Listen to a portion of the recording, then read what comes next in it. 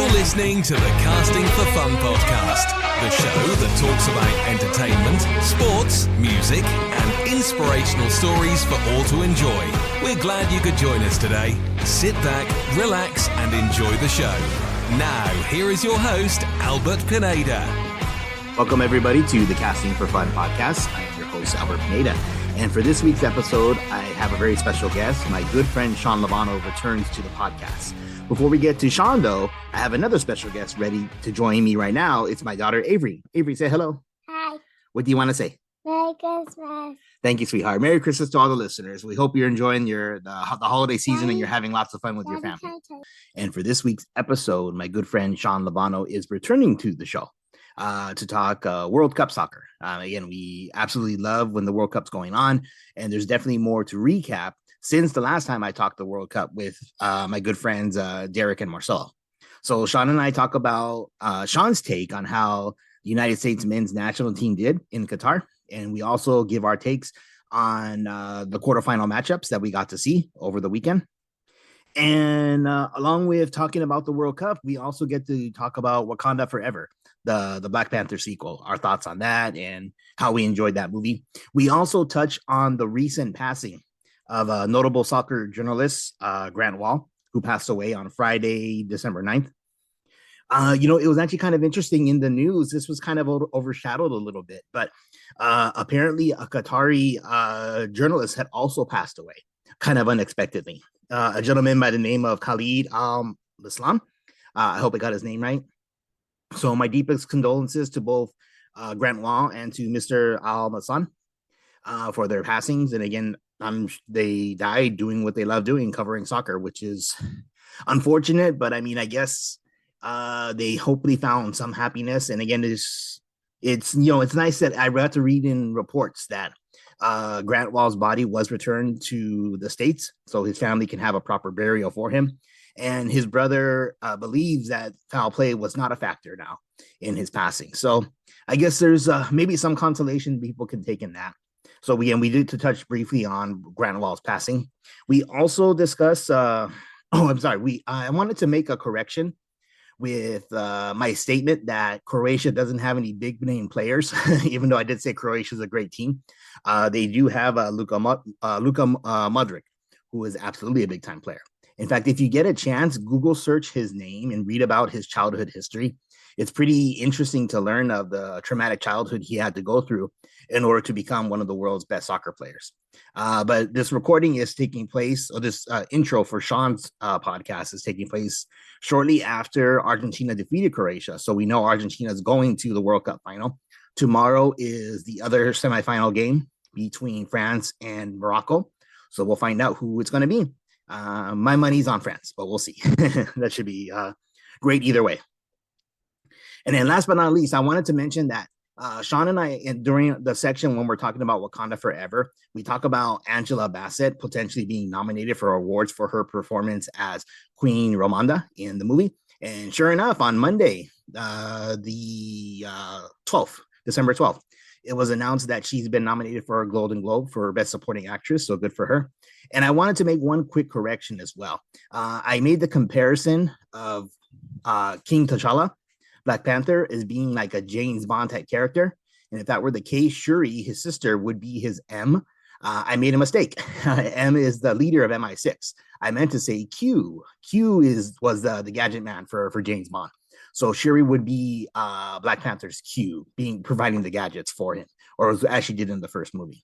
So again, that's a minor thing. I guess most of my listeners probably wouldn't care, but something like that kind of just irks me a little bit. So I just wanted to make that correction. Okay, well, thank you very much for listening to the Casting for Fun podcast. And now here is my conversation with Sean about World Cup 2022 and Wakanda Forever. Returning to the Casting for Fun podcast is my very good friend, Sean Luevano. Sean, how are you tonight? I'm doing well, man. How you doing? I'm doing well, too. It's good to see you, and Merry Christmas and Happy Holidays to you, my friend. Likewise, man. Likewise. Hope you have a good time with your family. Thanks. Yeah, it's been fun so far. I mean, I love the festivities, everything we do leading up to Christmas itself. Like, it almost kind of seems that all the fun things you do actually overshadows Christmas Day itself, which almost sometimes can be kind of a letdown sometimes, I guess. I don't know. Yeah, honestly, my favorite thing, I think my best Christmas day, like, was when we went to go see Sherlock Holmes when it Oh, first came out. oh But yeah. yeah, Christmas Day after the morning breakfast, it's eh. Yeah, and then you have that whole like week until New Year's, and it's just kind of like I don't know what to do. Exactly. But well, very nice, man, very nice. Well, the cool thing right with the holiday season for sure has been that the World Cup's been going on, so I'm really excited about that. I mean, there's a ton to talk about for the quarterfinal matches, and then some of the other things that have been happening in Qatar. Then, of course, I'm very excited to chat some Wakanda Forever for you because there's a lot of talking points with that movie. Oh yeah, man, I'm excited, man. Let's get into this. Very cool. Very cool. So before we get to the on-field stuff, I do want to at least acknowledge and bring up the unfortunate passing of Grant Wahl. It took me by a huge shock and surprise because he had been tweeting during the Argentina Netherlands game when he actually collapsed in the press box, and then the day before he had recorded his podcast. He does a podcast talking soccer, and Yeah. he had admitted on his podcast that he'd been feeling ill, like with bronchitis, and actually went to the hospital while he was there. But yeah, the whole thing just struck me as bizarre and weird and very unfortunate, very sad that it happened. Yeah, man, I don't know if there's a lot to it. I mean, a sudden death is always, unfortunate and, insane. Mm-hmm. But I just so much behind it just because of the location and what was going on beforehand. And, it's just his I didn't know that his wife was one of the country's top medical doctors. Oh yeah, yeah, So it's just like I'm sure he was getting sound medical advice and he was being seen, but to possibly have bronchitis to dying, that's, 0 to 100, it feels like. yeah. I mean, at this point, I don't. I mean, I don't want to speculate because I mean, I don't want to get Yeah, in trouble, but at the same time, it's yeah. kind of like my podcast only I have an average of maybe like 40 streams downloads per episode. So it's not like the higher ups at FIFA are listening to us talk. Or at least the Qatar government's listening to us talk. But yeah, like you said, the whole thing does seem kind of suspicious and odd. Given the fact that he was detained during the USA Wales game for wearing a pro LGBTQ t-shirt, right? Yeah, it's I mean, I there's like tons of opinions out there. At the end of the day, it's everyone has the freedom to live the way they want to live. Mm-hmm. And I think that's great. And we should always respect that. But you're in a country whose culture and religion are go hand in hand. And so, it's just, that's the reason why there's so much controversy behind his death, just because of a t-shirt. Yeah, absolutely. It's But yeah, it's insane. Hmm. but now all that being said, I mean, he truly loved the game. So that was pretty cool to tell that he would constantly be writing good journalism about it. He was very much actively involved in the reporting of soccer. And I remember the first reporting that I can remember him doing was, he wrote the Beckham book, the Beckham Experiment. And I remember at the time I was kind of annoyed because like it kind of painted the Galaxy and Beckham in a bad light. But after the fact, he had lots of positive things to say about Beckham's tenure in playing for in America and for Major League Soccer and about the Galaxy. So I guess I forgave him for that. But yeah, he truly loved the game. So my deepest condolences go out to his wife, his family, and everyone that called him a friend. Yeah, man. It's a great loss to the U.S. soccer or soccer community in general. I mean, this was his third or fourth World Cup, I believe. I was heard something about it, and for a U.S. journalist to be around the World Cup that long, it's not heard of. And he was very well respected. And yeah, I'm definitely gonna miss his reporting, his tweets for sure. Mm-hmm. Yeah, and it is cool that he did take the time to record his thoughts in a podcast. So you can go back and re-listen to those episodes. But I have to admit, I did listen to the episode he recorded on Thursday, and he talked about some interesting points that I kind of want to get into with you as well. But there's a part of me that almost feels like kind of like I don't know, like I don't want to use the word creeped out, but it's just a little odd. Like listening to it where he was talking.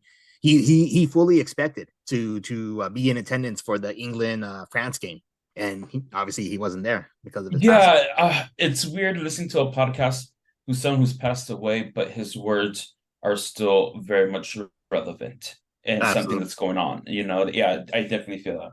Yeah, yeah. Well, getting back to the on-field product itself. So I presented this question to Marcelo and Derek when I had them on the show a few weeks ago. Do you like the change in scheduling? I mean, obviously they had to do it this way to accommodate the heat, the extreme heat of Qatar during the summer. And I know there could have been some proponents or detractors against it, like switching it to the fall going into the winter. But to be honest, like I love the Black Friday game against England. It was just really cool to have something awesome to watch with my family during the holiday season. So this time of year has actually been kind of cool, I thought. So I want to get your thoughts. Do you like the schedule of playing in November, December versus the summertime? As an American, yes, because of holidays. I was kind of hoping for it to kind of go through Christmas, kind of, Yeah. because we have basketball on Christmas and football and Thanksgiving, stuff like that. But as a soccer fan, I don't like it at all. And as being a host country for the next World Cup, no, because you're trying to mix World Cup traveling with the people traveling to see their families, it's just going to be horrible. And yeah, no, I like it more in the summer. I maybe because as a kid, I remember when there was the Olympics or World Cup, like all we did was watch the games, and it was nice. I mean, it's fun to have during the holidays, but I like it more in the summer. Oh yeah, yeah. So I guess the good news is that this will be probably the last time, the one and only time that they do it this way. I mean, unless someone else from a hot country buys a World Cup or Yeah, wins a really. bid. I'm sorry. I'm Yeah, true that, man. Very cool, man. Very cool. So again, when I had the conversation with Derek and Marcelo a few weeks ago, we focused very heavily on how the men's national team, Team USA, did. So I wanted to get your take. What did you think of their overall performance from those four games, the group stage games, and of course the game against the Netherlands? The confidence. I don't think I've ever seen the US collectively confident. I mean, you see like Clint Dempsey or Josie Alts or even then Donovan, they would have their moments, but I think the US they were able to kind of slow down a little bit and play their way confidently. But I think even though their game has elevated, you see their lack of experience at a higher level. Mm-hmm. But I'm very hopeful. I mean, Hercules Gomez doesn't believe we'll win a World Cup, but I'm very hopeful that they can make it to a quarterfinal for sure in 4 years.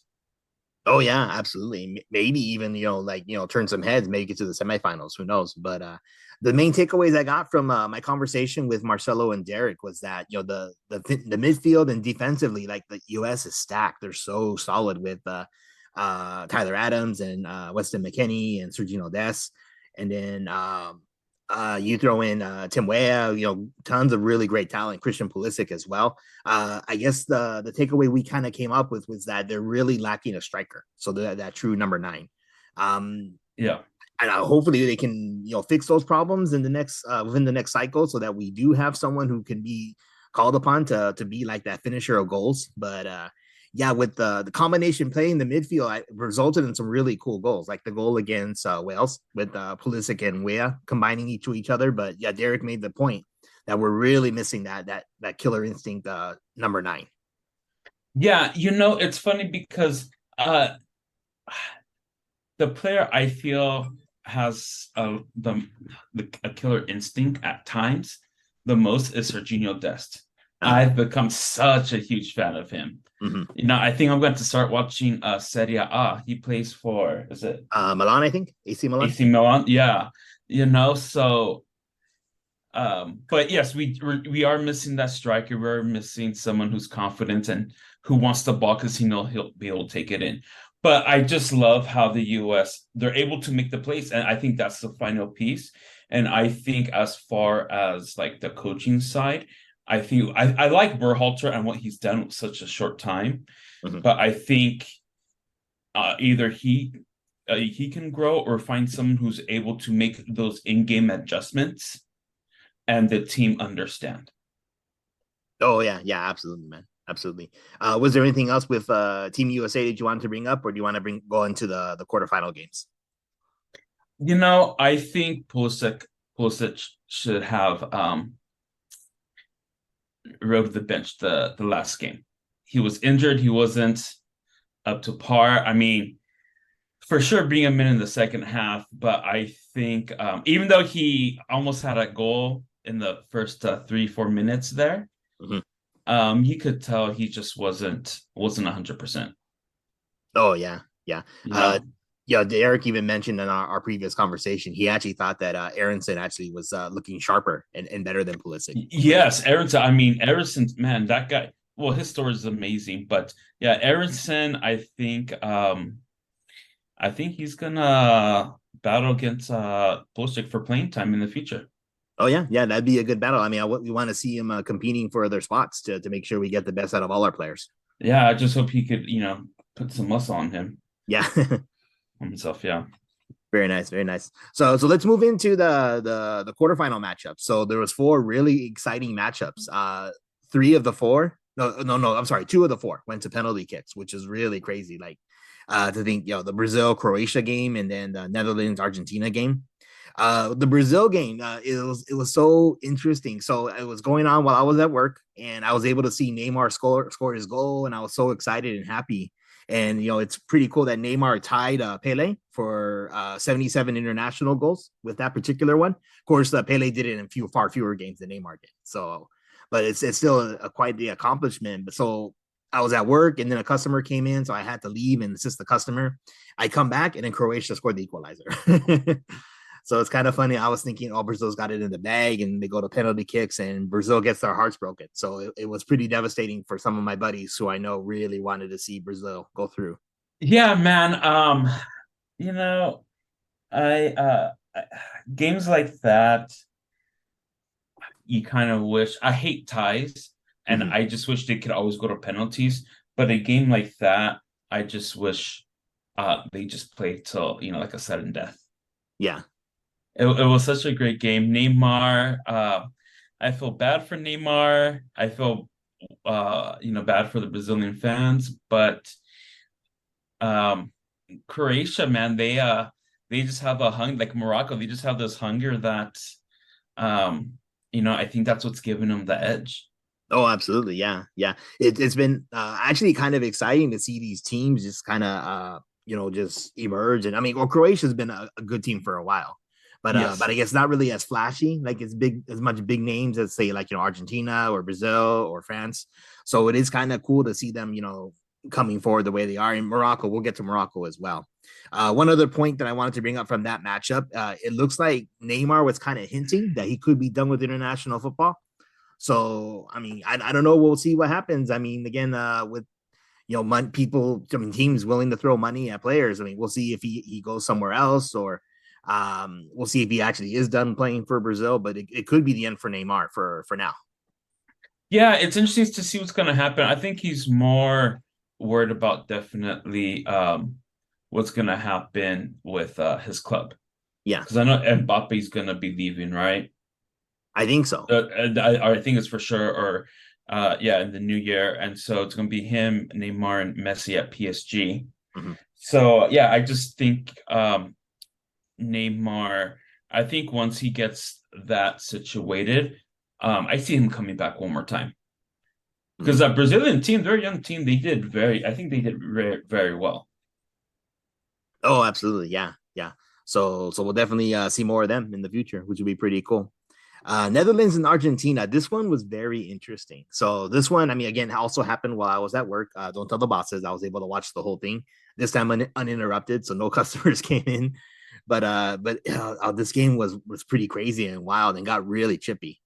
It was very interesting to watch. Oh, go ahead, Sean. Go ahead. Yeah, I as soon as Netherlands beat the US and they were going to play Argentina, I had a feeling this was going to be one of the best games of the World Cup. You have Messi who wants to do it and has that weight on his shoulder. and Virgil, same way, very similar. They've gone to the final 3 times and can't pull off a win. And so it was uh very evenly matched, I think. However, I believe Netherlands, they looked a little tired, in my opinion. Whereas Argentina, they were very determined, but I think Netherlands just looked a little tired. Oh yeah. But I mean, it went to PKs.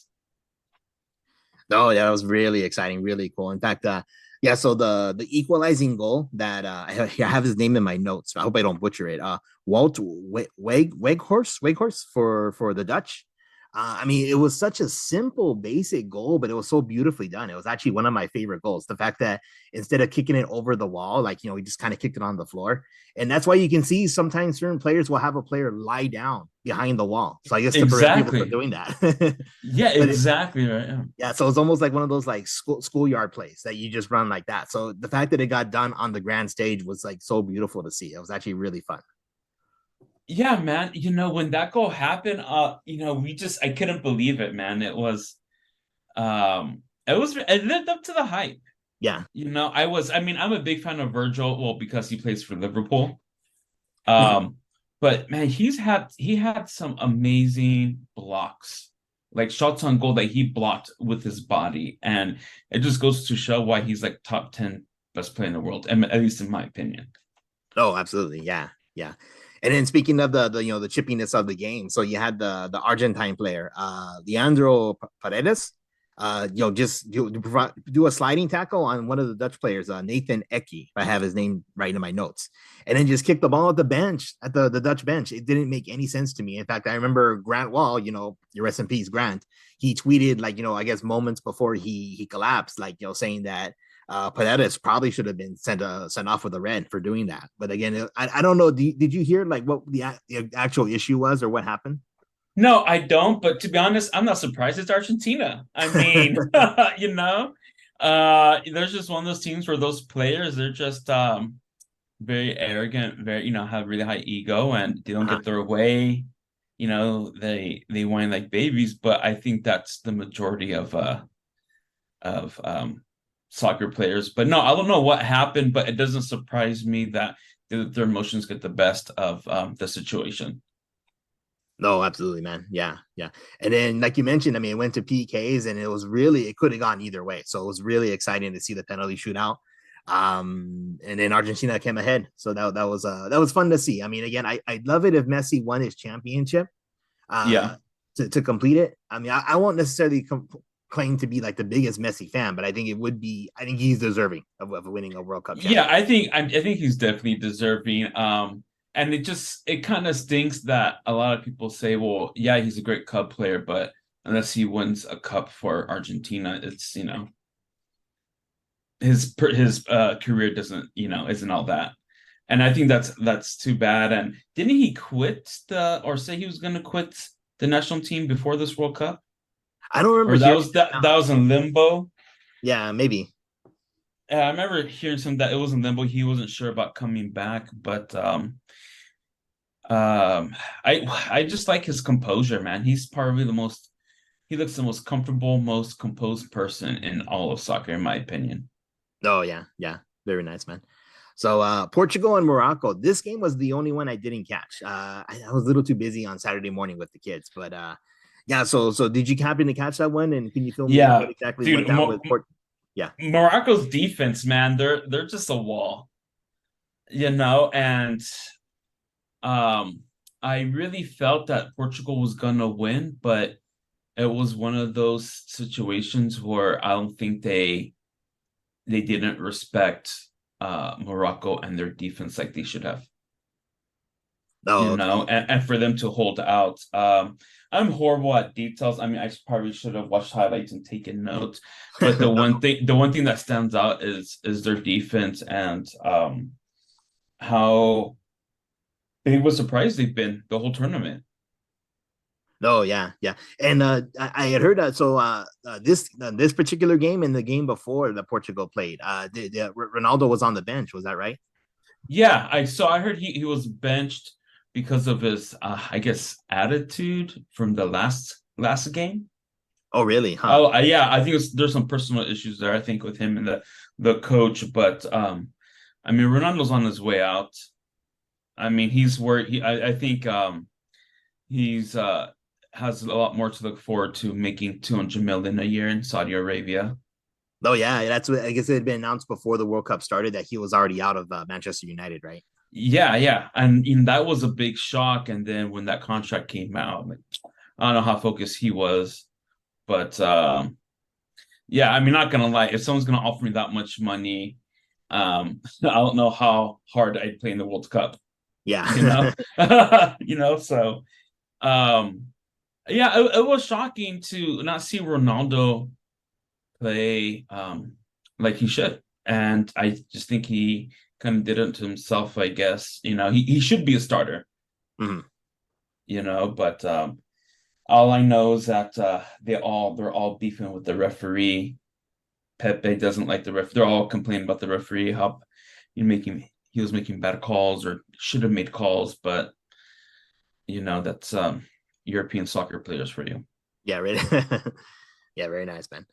So last but not least, England and France. The French are looking fantastic. I mean, they got to be maybe the favorites at this point, which is kind of interesting. When I recorded with Derek and Marcelo, both of them had actually picked France to win the whole thing. But at the same time, I mean, England came so close to tying it. I actually feel kind of bad for Harry Kane. But I mean, I think both PKs were well deserved. I guess. But the goalie for France, he plays with Harry Kane, right? I believe so. Yeah. Oh, okay. So I Yeah. guess they do know each other pretty well. But again, so I don't know, man. Under the pressure, maybe it seems like it'd be easy to convert or at least get it on frame. But the fact that he would shoot it over the bar, it was pretty crazy, I thought. Yeah. Man, it goes to show, like, it's so easy to say, you leaned back too much on that kick, but he's one of the world's best players at the highest level, at the biggest game, and to still do it, like, it just goes to show we really don't know what it takes for those moments, and Oh yeah, I felt bad for him in that moment. I mean, I wanted France to win. I would love for him to go back to back, but I really felt bad for Kane in that moment. He's had such a great career. He's a great player. Um, yeah. Oh, well said, man. Well said. Was there any other talking points that you had from any of the four quarterfinal games? Mbappe. Mbappe is such an amazing player at such a young age. Oh yeah, He's what? He's 23, yeah, 23 and and leading the tournament in goals with 5 goals, right? yeah, 4 or 5. I But think 5. I think it's 5. yeah, I'm excited to see where he goes next as far as a club. But Mhm. yeah, I think they're gonna win. I think it's gonna be them and Argentina in the final, and I think it's gonna be probably one of the best finals in a long time. Oh, awesome, man. Awesome. So do you have a winner then in mind, do you think, if it comes down between those two? France. Oh, France. Oh, friends? Okay. Yeah. Very nice, very nice. I think I'm inclined to agree with you guys now. Before I initially had picked Brazil, but then it's kind of funny. My Brazilian friend from my mission, who I talk to often on social media, he's always critical of the team. Like he's like they're never good enough. Like, and he was even saying that before the tournament started, which I thought was kind of funny. So maybe I should have listened to him. But yeah, right now to me, it's like it's possible that it could be anyone's game, but France I think is looking really really good. So I think it's going to be a huge effort on whoever beats them to actually do so. I could see why your friend's really critical of his country's team. I don't know what I was doing. It just happened on YouTube. A highlight reel came up of Brazil in like early thousands when you had Ronaldo, Ronaldinho, Kaká, Roberto Carlos, and I was like, oh man, that team was insane. Yeah. Compare that team to this team, to different beast. Oh yeah, for sure. Very nice, man. Very nice. Anything else from the World Cup that you wanted to bring up or discuss? I mean, we also kind of talked about favorite goals, like from the whole tournament thus far. And besides that, like that sneaky trick play that the Dutch pulled off. I mean, I'm a huge fan of the Richarlison's goal against who was that again? Were they playing Mexico in that game? You his know, bicycle kick. actually, one of my favorite goals was, I think it's Suarez from Mexico. Was it the indirect kick? Oh, I think I remember that one. Yeah, yeah. That I think that's one of the top goals in the World Cup. But I thought that was nice, and it goes to show that Mexico's very talented, but they just can't pull it together in the World Cup. Hmm.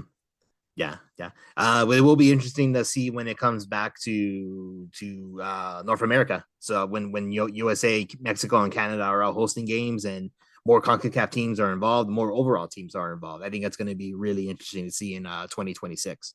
Oh yeah, man, I'm so excited. I'm already researching how to register for tickets, when to register for tickets. My family in Guadalajara, like we've made a plan, like we get tickets here and they get tickets for us there. And it's yeah, Very dude, nice. we're excited. Yeah, yeah. I'd be so excited just to catch any game, even if it's not USA. I'd be willing to go to any game I can. Oh, same. Hopefully, I mean, I'm assuming since we're one of the host countries, the US is gonna play in the States, at least in the group stage. So hopefully we get one in LA. We should. In fact, if I remember correctly, I don't have my notes in front of me, or for that, but I believe all this host cities for all three nations have been announced already for USA, Oh, Canada, and Mexico. So if you oh if you yeah, they Google have. search it, you could probably find which major cities, and LA is definitely one of the I cities. think it's so in California, it's SoFi and Levi Stadium, I believe. Yeah, I think you're right. Um, but I just hope one of the US games is in LA. That would be Yeah. great. Oh, for sure, man. For sure. Very cool, man. So if that's it for the World Cup, let's go ahead and jump into some Wakanda Forever talk. All right, let's do this. Very cool, man. So it's very interesting that how everything played out after the passing of Chadwick Boseman. When I heard the news, I was so devastated. I was so bummed out because I was a huge fan of the other work he's done. 42 playing Jackie Robertson, and then Get On Up playing James Brown. And then, of course, Black Panther, which is fantastic. And then all the appearances he's done, Civil War and Infinity War, Endgame. Even though Endgame was just a small role he had, it was still just really great to see him interacting and being heroic with the other heroes. And I can see what it would mean to the Black community to have like the role model and icon that he was for them. So, do you remember how you felt, or when you heard the news of his passing? Man, I was really sad. I was he was he's an icon for playing these roles of popular Black people and just portraying them very well. And so he wasn't just a Black actor, he was an actor for the culture, you could say, Yeah. and he just, I mean, Ryan Coogler did such a great job with Black Panther. Like I always thought he was cool, but he became one of my favorites, and it's just one of those roles where they found the perfect actor for the role, you Oh, absolutely. know? Yeah. And it was just really sad. You know, and I feel bad. I felt really bad for Ryan Coogler because I know he finished the script when he suddenly passed, and no one knew he was sick. Only, his immediate circle. Oh yeah, yeah. In fact, there was also, going back to podcasts. There was a podcast that he had recorded and an interview, like the Black Panther podcast, and he talked about that he started the writing process shortly after the first one came out, and the script was done in the summer of 2020. And he even called Chadwick, Ryan Coogler, the director, and said, "Hey, would you like to read the script and take a look before I submit it to Marvel and then get the executive's approval?" And I guess he had told them that he didn't want to step on any toes. Whatever the studio wants, it's fine. But what he later found out was that he was just too sick and tired to even read it. And then, sure enough, that he would pass away shortly after that. So I mean, that must have been really devastating for Ryan Coogler, for Letitia Wright, who played Shuri, Angela Bassett, the entire cast. Lose a dear friend to them. So the question I kind of wanted to ask you, though, Sean, I know it was kind of there was mixed feelings and mixed reactions to the news that they weren't going to recast. And I know that's such a difficult thing to have to deal with for the executives and for the filmmakers if they want to recast. Would you have recast it if it was up to you, if you were one of the higher ups at Marvel Studios or Disney? No. No. No, I don't think anyone could have filled Chadwick Boseman's shoes. I think the thing with Chadwick Boseman, he plays a great Black Panther, but he plays an even better T'Challa, King T'Challa. Mhm. Like I think my favorite Batman as far as Bruce Wayne might be Christian Bale, and my favorite Batman look is Ben Affleck, right? Yeah. Um, the only actor I could maybe see them recast would be John David Washington, which is Denzel Washington's son. Yeah. Yeah. I think he would have been a good choice, but I think after seeing the film, I'm glad they didn't recast. Oh, okay. That's a good opinion. Good to hear that. To be honest, I was kind of leaning more towards recasting, and John David Washington would have been my pick. But again, it's such a hard thing to have to deal with for the studio execs to say what they want to do because of how much he meant to the role and how uh important he was culturally to that role. So again, I don't envy their position at all. Because part of me wanted to probably would have recasted just to continue the story of T'Challa because with so many cool stories they could have told. But at the same time, I think I agree with you. I think the movie we got was good. So I wanted to, I guess, ask you then: do you like Shuri taking on the role of Black Panther, or would you have preferred to seen any of the other characters still around to take on the mantle of Black Panther? Um, Honest, I don't care for Shuri's Black Panther. However, I do like the story of how and why she became Black Panther. I think that storyline is great for the situation, right? Mhm. Yeah. However, I would have enjoyed Okoye. Okoye, I think, is technically the Okoye? pronunciation. Yeah. Yeah. I thought that would have been a really cool Black Panther, to be I, honest. I agree with you, Sean. In fact, I mean, Shuri, I mean, the actress Letitia Wright, she did great on the role, but Allison made the point when we saw it, like she looks really skinny and small. So no Yeah, disrespect intended to her, but I think she would have done better suited for playing the role of like the M, like like James Bond's Gadget Man. exactly. And then Okoye, I think if you wanted to use a female Black Panther, I think she would have been a better choice. Or potentially bring M'Baku in. Or one wild rumor that I kind of heard before when like they were kind of talking about like the multiverse of madness, like Doctor Strange, all these weird things they could do. Like if they somehow brought back an alternate version of Killmonger to have Michael C. Jordan take on the role of Black I Panther, that would have been I kind of thought I think that would have been cool.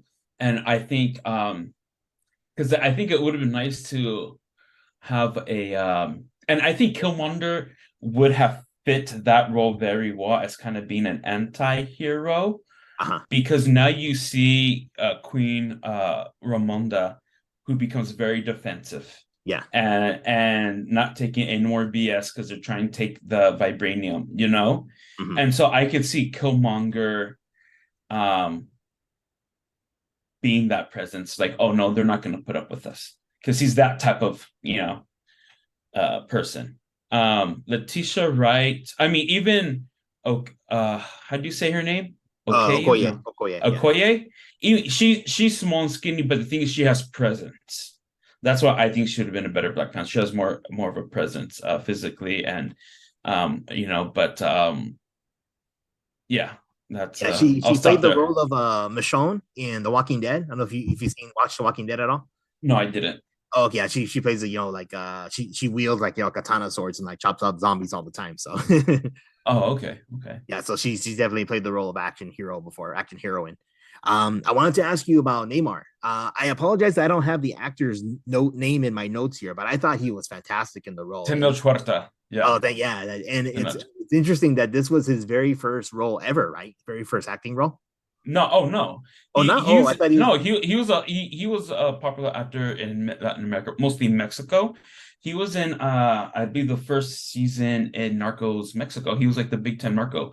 If I remember correctly, he played the drug dealer who created Sensimilla, the like marijuana, like seedless marijuana. Oh, okay, okay. I That's know so I he was had mistaken. he had a very big role on Netflix's Narcos, and Oh, he's done other stuff. He's really popular. He's actually a big advocate for the indigenous people in Mexico. oh, okay. So he would have been perfect for the role then. So what did you think of his performance? And it's also interesting to note that in the original draft that Coogler had written with Chadwick Boseman still in mind to return, according to him, Namor was always going to be the antagonist. So that would have been cool to have seen, like, T'Challa versus Namor type of role. But so what did you think of his performance in the movie? I think it was great. I think he's really subtle. He's especially in his threats, but I think his actions um backed up what he said. So his subtleness is kind of, at least for me, like when he told Shiri, like, I'm giving you a week to bury your dead and to mourn. He said it really calm, but he said it in such a way like it's scary. Mhm. He wasn't shouting, he wasn't yelling, he wasn't puffing his chest up. And I just think that he was able to do that so well. I was really surprised and really pleased with his acting. Oh yeah, me too. So definitely looking forward to seeing more of him in the MCU, and I'm sure we will, because again, it's really cool that we finally get to see like one of those old school like Marvel comic characters, Namor, who actually technically predates Aquaman, which is kind of interesting to think. Yeah, and I get why they did it commercially. And I'm gonna geek out a little bit here, but I've always thought, like, why don't they have a Mesoamerican like villain or hero? Because as a kid, my dad was always into archaeology. He took us Yeah, to Mexico to see the pyramids. I served my mission in the Yucatan Peninsula. Like I learned Maya because Maya is, people speak a lot of Maya still over there. mhm. And so there's just a lot of dope stuff. And for Ryan Coogler to not only decide to do a Mesoamerican character, but to do it so well and to execute. Because I went in this movie ready to, I went in very critical Yeah. of some of the stuff, and it just did everything very well. Oh, awesome. Yeah, I don't definitely agree, man. It was very awesome and exciting to see him.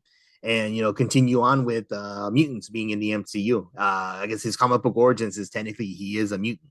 So The it's first very cool. mutant, isn't he the first mutant, Yeah, technically? technically the first mutant in publication history for Marvel, even though I guess if you wanted to be technical, like again, geeking out myself, Apocalypse, the X-Men villain, I guess is the oldest mutant.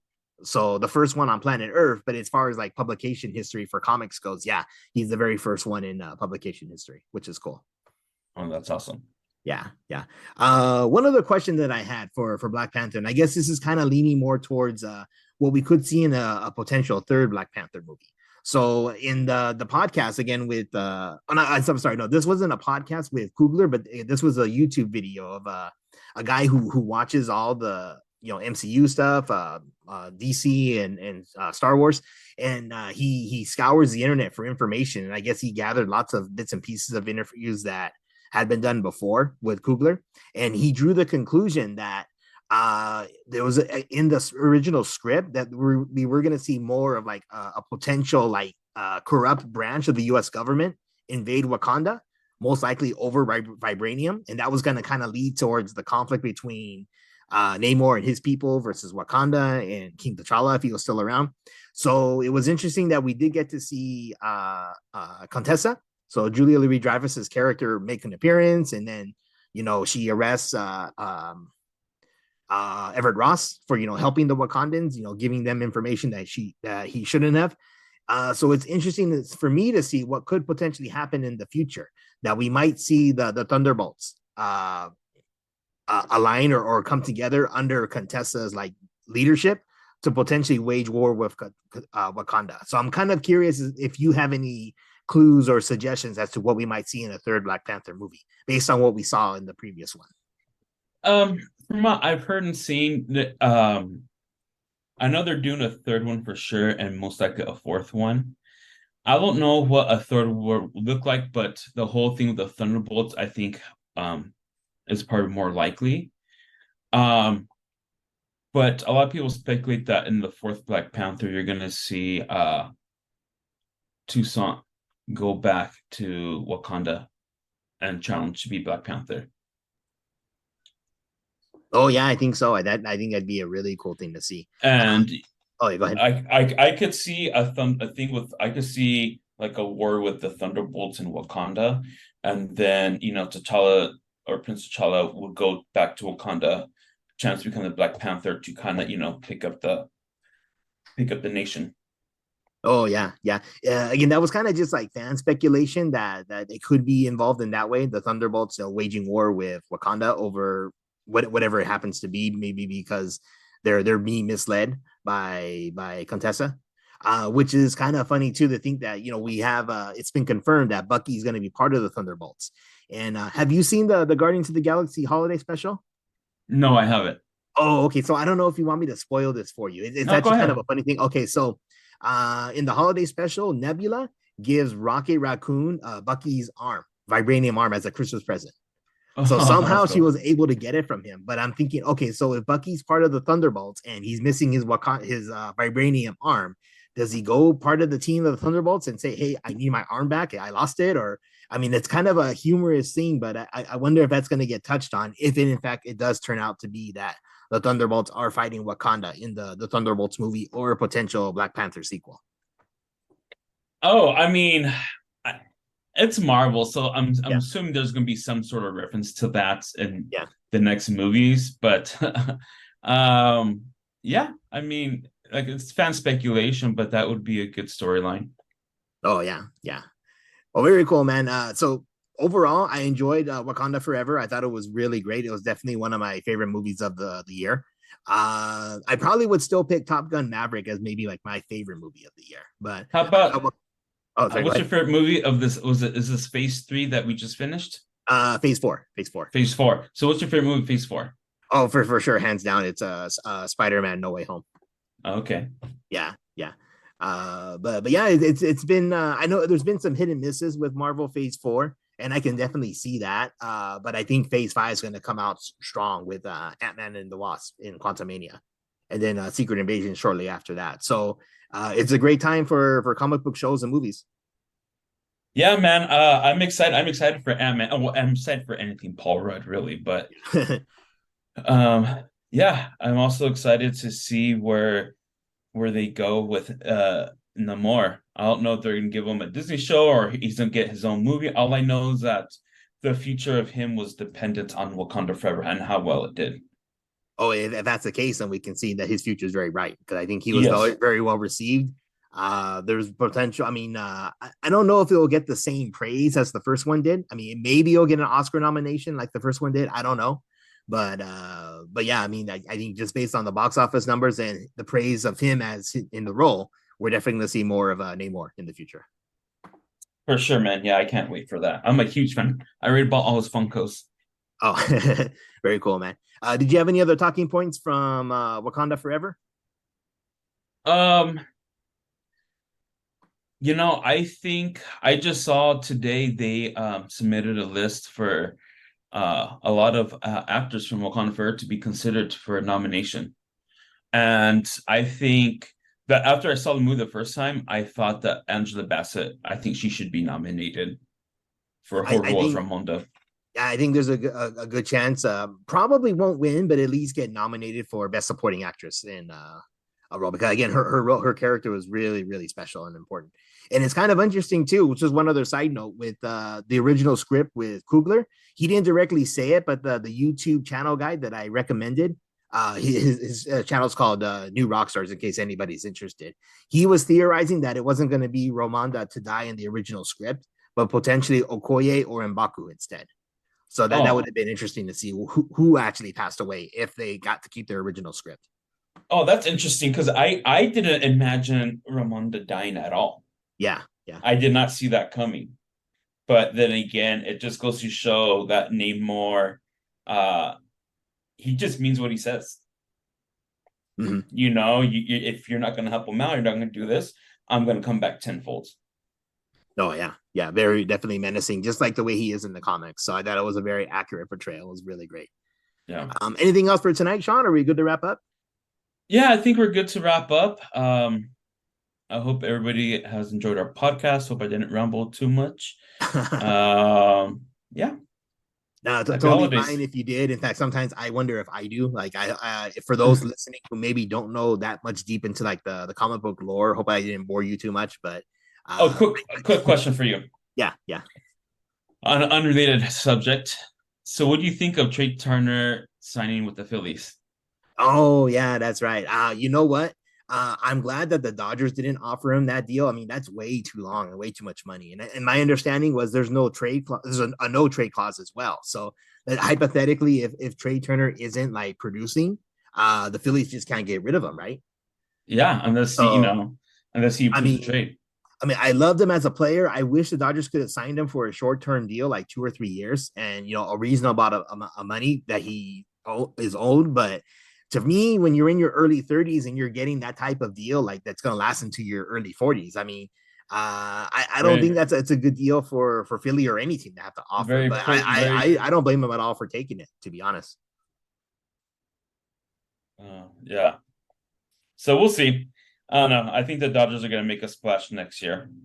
I hope so. I mean, it was just heartbreaking and devastating for them to lose in the way they did. I mean, obviously nothing's guaranteed, but I thought for sure they'd be able to handle the Padres without any problems. Yeah, but they knew. Justin Turner and Max Muncy posted some heartfelt messages, and they knew they messed up. They weren't. I mean, when you're going to like galas and having big birthday parties and you're bowling between your first playoff game, how focused are you? I don't know. The other team was hungry. Yeah, maybe there's something to be said for only winning maybe like 80, 85 games, winning the wild card spot and then winning the whole thing from there, as opposed to like, a record breaking like 110 win season and then dropping in the division series. Dude, I think it was Chick Hearn. I think he would say that the playoffs is like when the season actually begins or something like that. Yeah. So it's a different world than the regular season. Oh, yeah. Yeah, for sure, man. For sure. All right. Well, cool. So if that's it for tonight, Sean, thank you so much for joining me tonight to talk World Cup, to talk about Wakanda Forever, and a little bit of Improv Dodger Talk, which is always fun too. Oh, for sure, man. I'm always down for Dodger Talk. Very nice, man. Very nice. So again, thank you so much for coming on the show. I hope you have a very Merry Christmas with your family, and we'll definitely have you back on the show very soon, sometime in 2023. Sounds good, man. Take care and have a happy New Year. Thanks, you too, Sean. All right, you've been listening to the Casting for Fun podcast. Thanks, everybody.